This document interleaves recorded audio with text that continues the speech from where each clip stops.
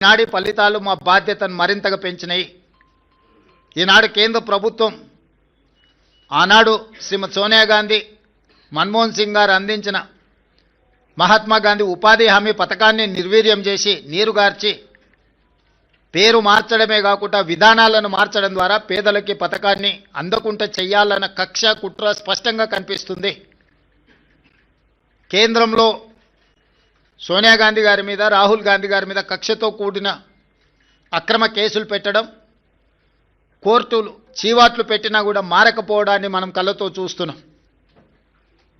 వీటన్నిటిని దృష్టిలో పెట్టుకొని ప్రజలు ప్రజాస్వామికబద్ధమైన కాంగ్రెస్ పార్టీ ప్రజలకు రక్షణ.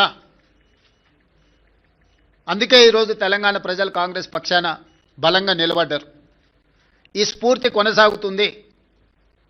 భవిష్యత్తులో ఇంకా బలంగా పనిచేస్తాము, బాధ్యతతో పనిచేస్తాము.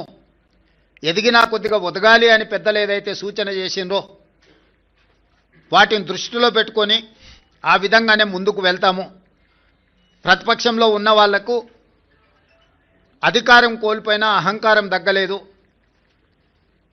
ఇంకొక ఆయన కడుపు నిండా విషం పెట్టుకొని, మూసీలో కాలుష్యం కంటే ఆయన కడుపులో విషం ఎక్కువగా కనిపిస్తుంది. ఆయన మాటల్లో, ఆయన చేతల్లో, ఆయన వ్యవహార శైలిలో.